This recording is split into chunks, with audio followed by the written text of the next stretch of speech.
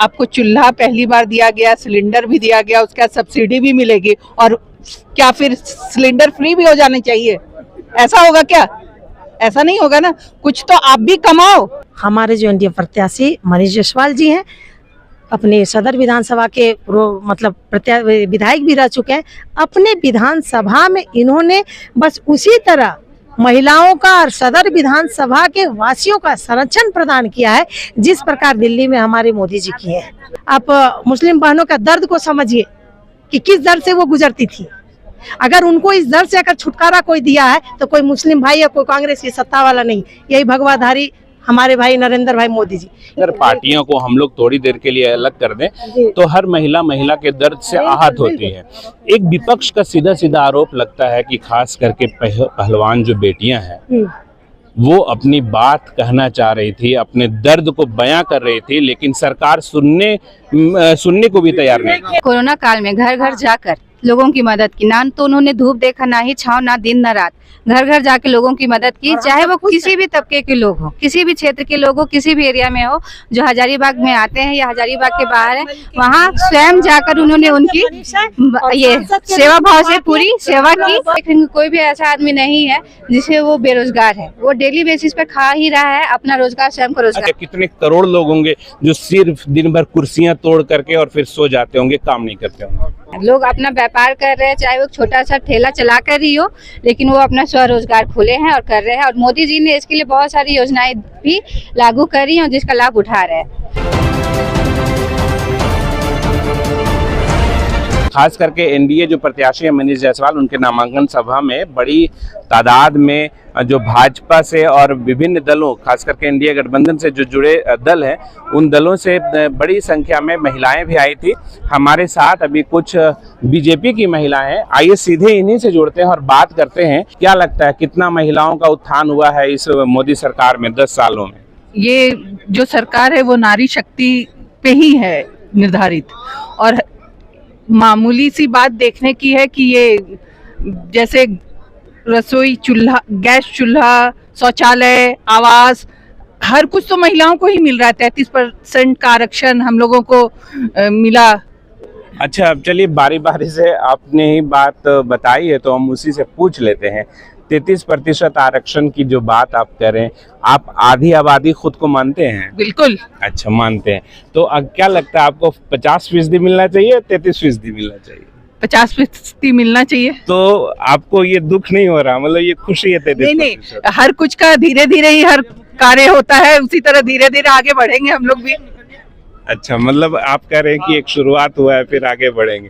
अच्छा, ये गैस वाला सिलेंडर को लेकर के लगातार ये विपक्ष भी आरोप लगाता है कि सिलेंडर तो आपने बांट दिए, लेकिन वो फिर से 1 महीने के बाद वो जो महिलाएं हैं जिनको मिला है वो भराने के लायक ही, महंगाई इतना बढ़ गया कि वो भराने के लायक ही नहीं रही, तो फिर से चूल्हे में आ गई, तो फायदा क्या हुआ?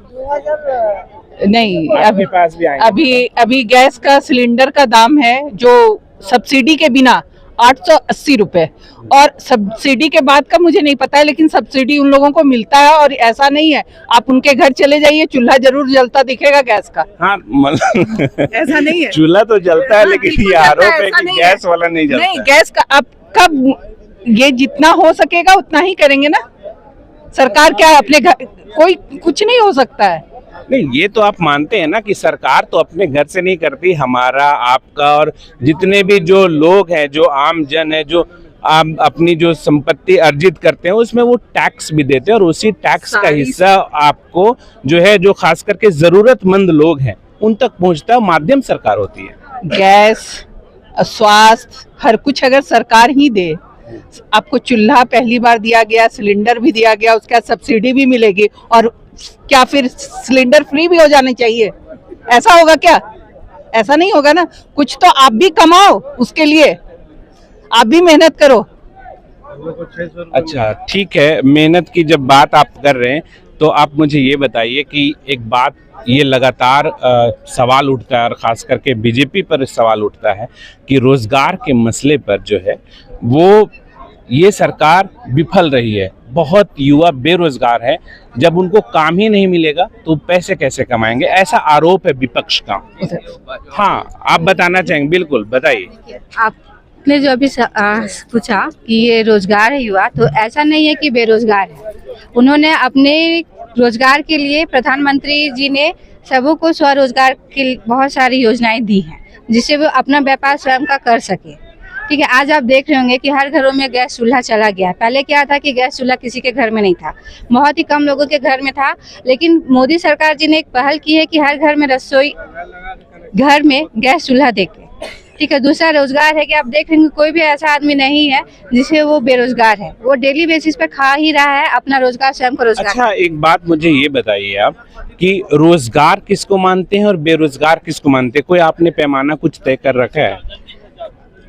जो कुछ भी नहीं कमा खा रहा वो बेरोजगार है, और जो स्वयं अपने पैरों पर खड़ा है, ठीक है, अपना और अपने परिवार का लालन पालन कर रहा है, वो रोजगार है। तो चाहे वो व्यापार के माध्यम से हो या नौकरी के माध्यम से। क्या लगता है आपको कि अगर हम 2014 से पहले की बात करें तो ऐसे कितने करोड़ लोग होंगे जो सिर्फ दिन भर कुर्सियां तोड़ करके और फिर सो जाते होंगे, काम नहीं करते होंगे?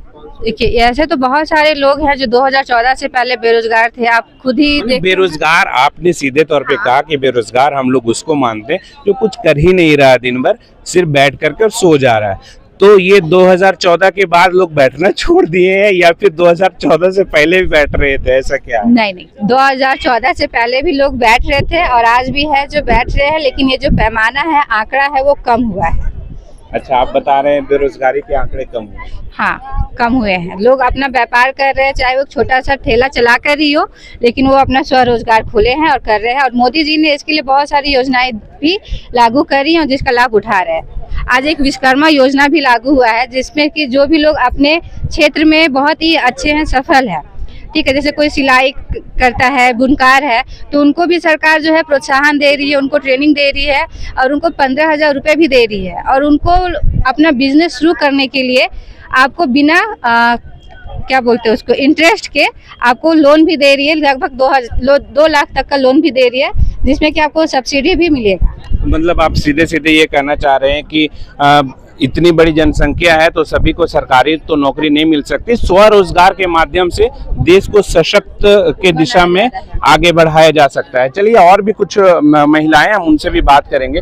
बताइए, आप खुद बीजेपी से जुड़ी हुई हैं, आपने बीजेपी का पट्टा भी लगा रखा है। पिछले 10 सालों में महिला उत्थान को लेकर के, सीधे सीधे महिला उत्थान को लेकर के हम बात करेंगे कि उस नजरिए से आप कहाँ देखते हैं खास करके ये जो एनडीए गठबंधन की सरकार? देखिए, सर्वप्रथम मैं आपका धन्यवाद करती हूँ और एक आप मीडिया के बंधु हैं, मैं आपका स्वागत भी करती हूँ। लेकिन मैं सोचती हूँ कि जो सवाल आपने किया ना, उसका जवाब भी सबसे बेहतर आपके पास होगा, क्योंकि 2014 से पहले भी आपने देखा होगा कि महिलाओं को किस तरह का स्थिति थी, और 2014 के बाद जो आपने देख रहे हैं कि अभी महिलाओं की स्थिति क्या है।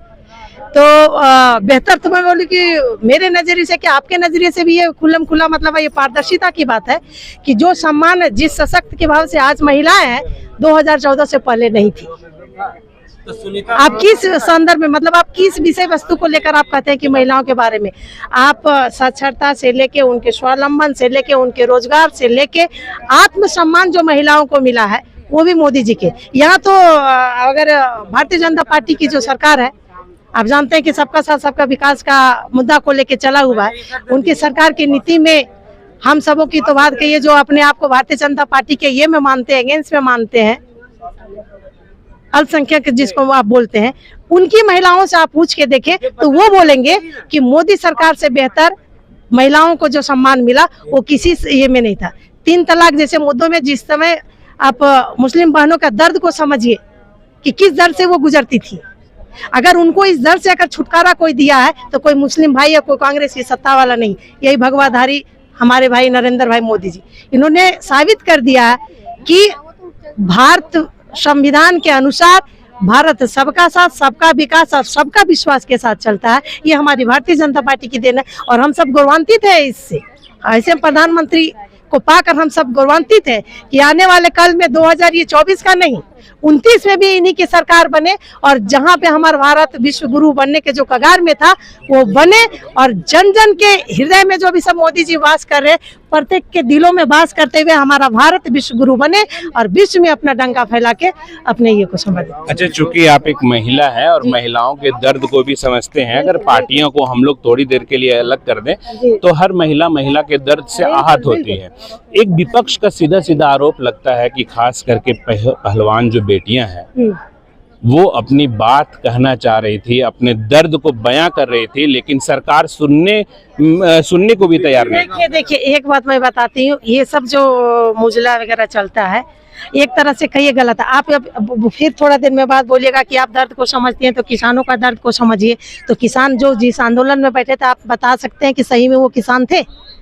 एक षड्यंत्रकारी साजिश के तहत वो भी वहाँ पे बैठाया गया था। अभी जो आप दिल्ली में जो क्या कहते हैं, वो जो सीए के खिलाफ में जो बैठे हुए थे, क्या उन लोग से उस चीज को समझे भी थे और बैठे थे? क्यों? वो दूसरे की साजिश के तहत, मतलब अपने विकास को दरकिनार करके एक मुद्दा को बना के और सरकार को मतलब कलंकित करने का ये विपक्ष का साजिश है, इसके सिवा कुछ नहीं।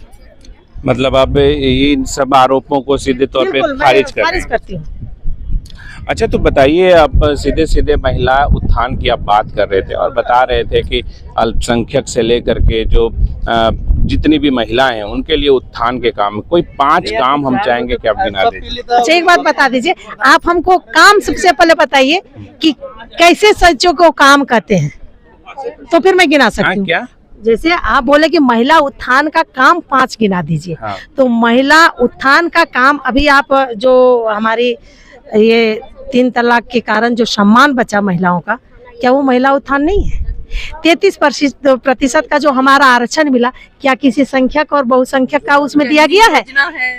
नहीं ना, वो भी आरक्षण हमारा है, वो क्या उत्थान नहीं है? और अभी जो वो सब तो खैर वो मोदी जी की योजनाएं, 100 से ज्यादा ऐसी योजनाएं जो भूमिगत मतलब भूमि धरातल पर काम कर रही है, और सभी विशेषकर महिलाओं को सशक्त बनाने का दृष्टिकोण से बनाया गया है। तो आप 5 बताते हैं, मैं 150 में बताती हूँ कि उससे भी कम पड़ जाएंगे। नहीं, मैं आपसे इसलिए भी जानना चाह रहा हूँ क्योंकि आपको इस वक्त एसबी लाइव के दर्शक भी देख रहे हैं, ताकि आपके जुबान से वो सारी चीजों को वो सुन सके और समझ सके। और ये मैं तो आपके माध्यम से, जब आपने कहा तो मैं आपके माध्यम से भारत की सारी महिलाओं को मैं एक संदेश और एक आग्रह भी करना चाहती हूँ कि आधी आबादी है हम,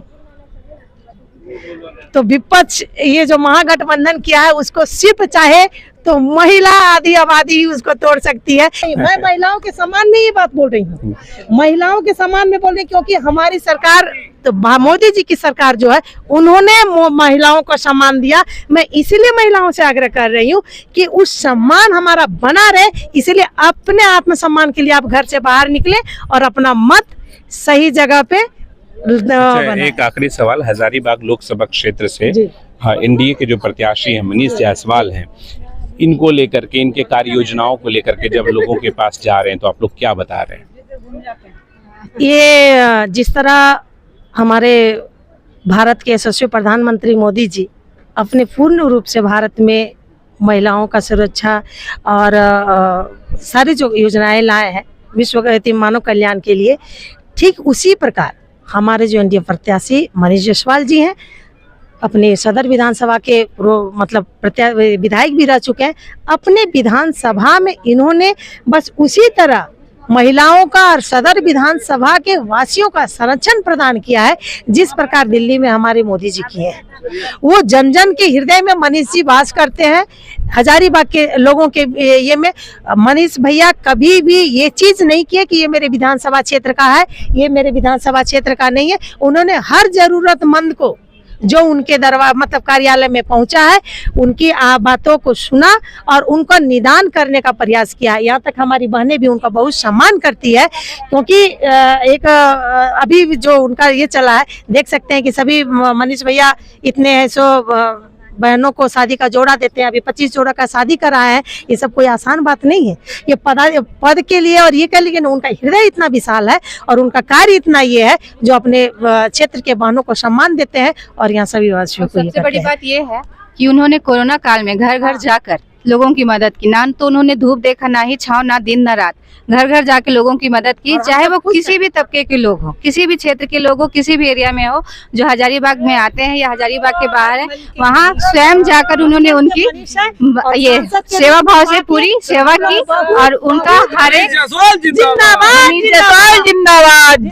तो ये थे हमारे साथ भाजपा से जुड़ी महिलाएं, जिन्होंने साफ तौर पर कहा कि जो केंद्र सरकार की कार्य योजनाएं हैं पिछले 10 सालों का, उसके बुनियाद पर, और ख़ास करके अगर हजारीबाग लोकसभा क्षेत्र की बात करें तो हजारीबाग सदर विधानसभा में जिस तरीके से मनीष जायसवाल ने काम किया है, इन्हें उम्मीद है कि उन कामों के बलबूते जब ये दूसरे विधानसभा क्षेत्रों में जा रहे हैं और 5 विधानसभा यानी हजारीबाग लोकसभा क्षेत्र की बात कर ले जाएं तो 5 विधानसभा क्षेत्र इसके अंतर्गत आते हैं, जिसमें बरही, बड़कागांव, सदर, मांडू और रामगढ़ शामिल है। तो इन सभी विधानसभाओं में सदर जो विधानसभा क्षेत्र है वो एक आदर्श के रूप में देखा जा रहा है। ऐसे में बहुत समझना आसान नहीं होगा कि आने वाला वक्त जो है वो जनता किस ओर अपना रुख करती है। अपने सहयोगी वीडियो जर्नलिस्ट शहाबुद्दीन के साथ Shamim Ahmed, SB live Hindi, Hazaribagh. Subscribe now and press the bell icon. Never miss an update.